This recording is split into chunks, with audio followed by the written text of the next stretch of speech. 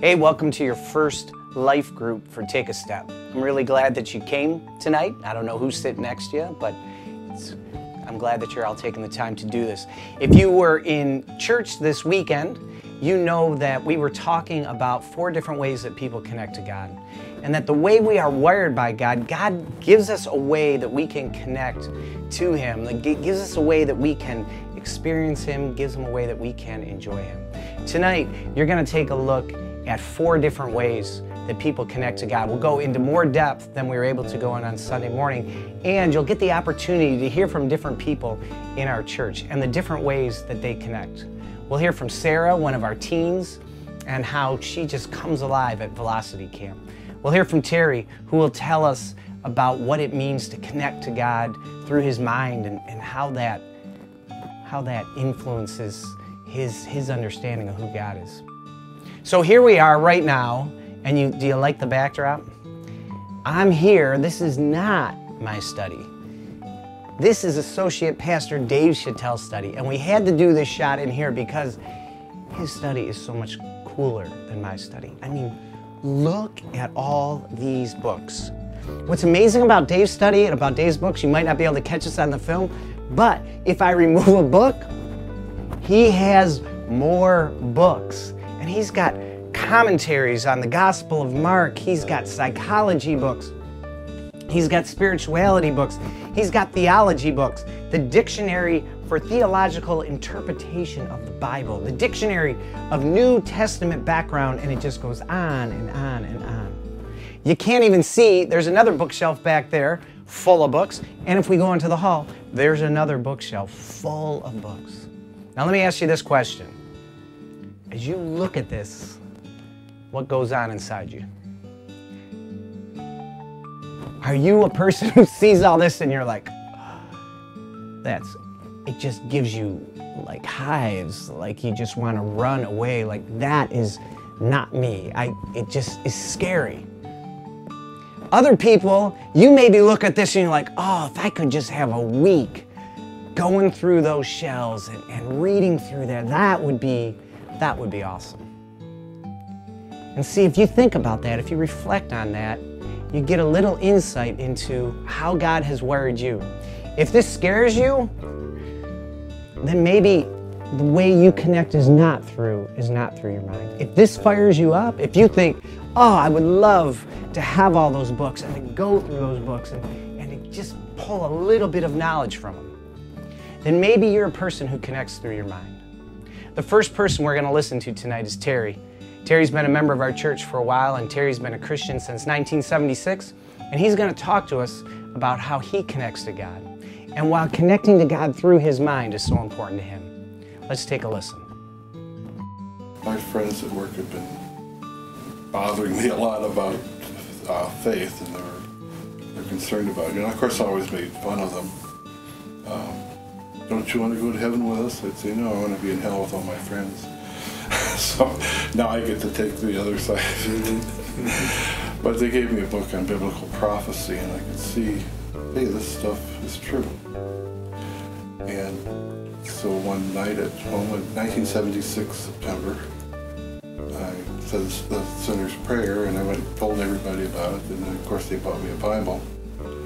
And then I drove everybody bonkers, because I had all these questions about the Bible. So I'd go to church and I'd find a nice older couple. I'd say, what does this mean? What does that mean? And they'd go and look it up for me, and they said, you know, you ought to get a commentary. so you could just not depend on us to go home and read the commentary and bring it back to you. So I mean, I was very curious. I have to know, I've always been very curious, and I have to know all the answers, how things work. Yeah, that goes back to being a kid when I would take things apart to see how they work. The problem is I could never get them back together, so they don't work anymore. But it's just the curiosity I always had about, I gotta know the answers. I gotta make sense out of this. It's gotta make sense. It's gotta be logical. I love Terry's story about coming to God and asking question after question after question after question. I see that all the time as a pastor when people start to know who Jesus Christ is for the first time, start to follow Jesus Christ for the first time. There are people who just attack it. They want to read every book. They want to know every scripture. Other people, not so much. They come at it and they want to be at every worship service. They want to be at every potluck. They connect more through their emotions. Terry said, for him, it has to be illogical. That was his entryway. Now we're going to hear from Jen. Jen's our worship leader, and she's going to give us a beautiful picture of connecting to God emotionally and what it looks like when we connect to God emotionally. When I think about my children and how, I know they're a little bit older now, but when they come to me for hugs, like when I see one of my children coming at me, making eye contact with me and hug me, there is like no better feeling in the world to me than that. And I picture God, when I come to him with my singing and stuff like that, I picture him loving that. And to me, worship isn't always about what I get and what I feel when I worship. It's part of what I can give back to God. And even if I can give him a little slice of that feeling, then that kind of makes me draw closer to God in that way. Just thinking about it as I'm kind of giving back to him a little bit.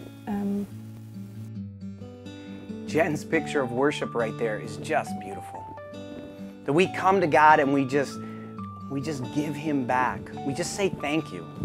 We hug God, as she said. Some people come to God through their mind, as Terry talked to us about. Jen talked to us about coming to God through our emotions, through our hearts.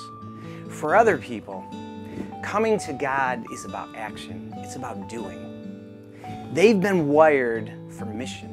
They've been wired to be the hands and feet of Jesus. We're all called to be the hands and feet of Jesus. But for these people, this is their connection. This is how they come to God.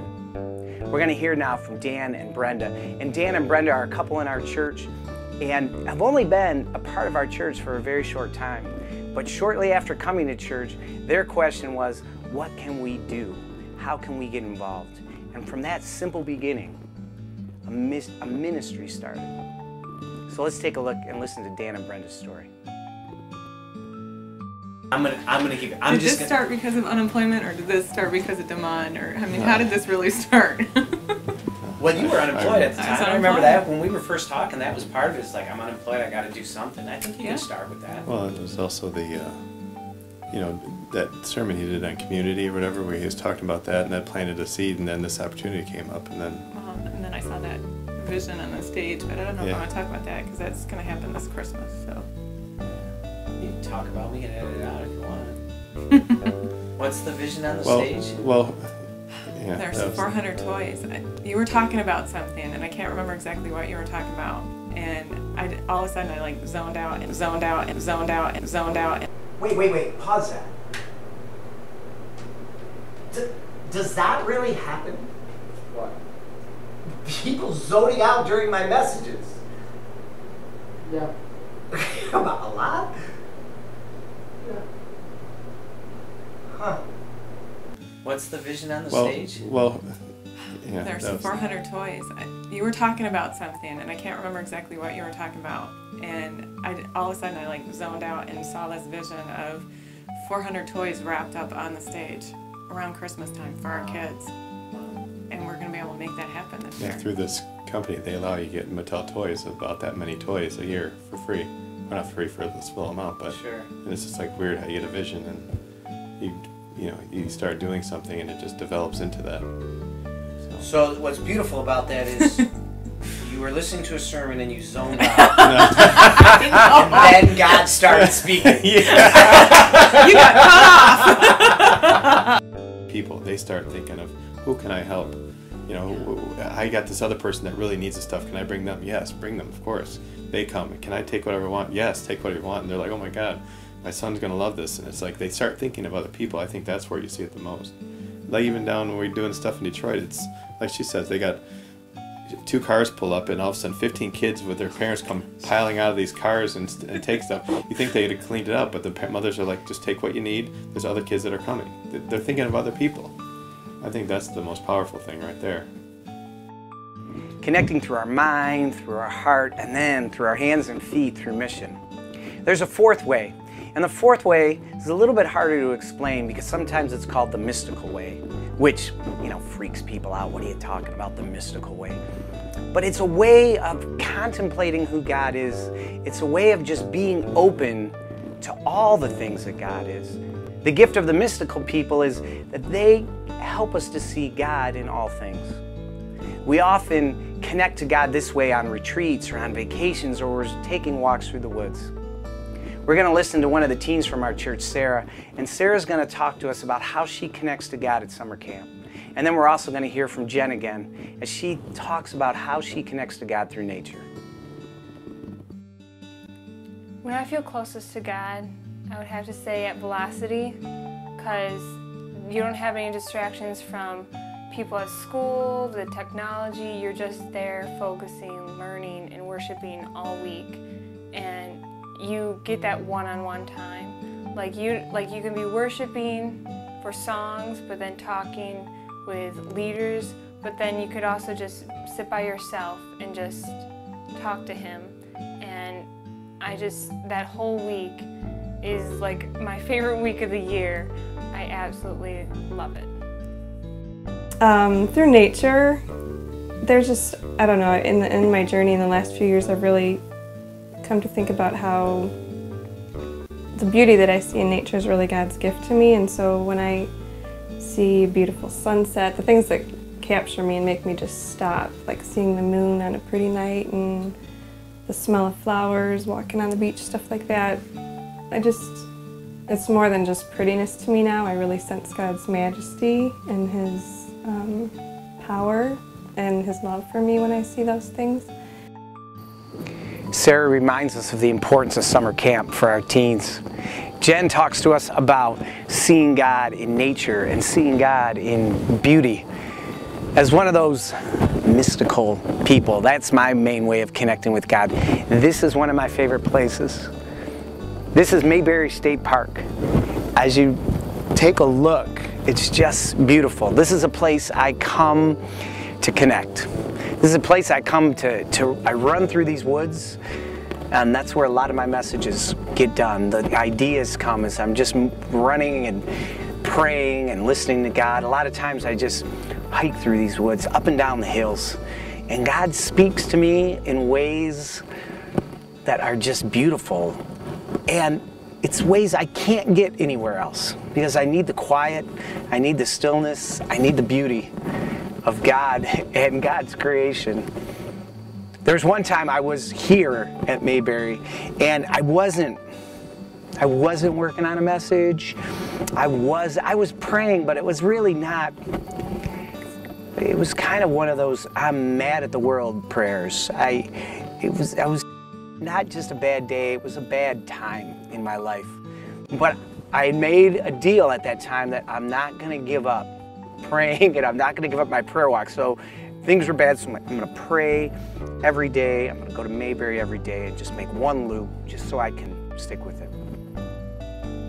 But this particular day, I was just mad at the world. And basically, the truth of the matter is I was feeling sorry for myself.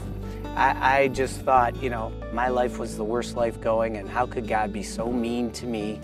And how could God do that to me? It was all about me, me, me, me. So I started out, and where I park is a mile and a half from where we're sitting right here. And as I made my mile and a half walk to here, I was trouncing through the woods. I wasn't hiking. If there was any wildlife, it was scared away. I often see deer in these woods. I didn't see anything that day. But I came out right to this point right here. And I remember looking out at the water and just fuming. And then I looked down and I looked into the water and there were just two fish that I could see perfectly. And as I look down right now to tell you this story, there's a fish right there. But Jen talked about, you see a sunset, that's God, He's smiling at you. Those fish was God smiling at me. Those fish were God giving me a story. And the story was simply this. I looked at those fish and what I heard God saying to me was really simple. Look at the fish. They have everything they need. They're completely cared for. You're completely cared for. They're completely surrounded in my love. That water holds everything that they need. I've given you everything you need. I have surrounded you in my love.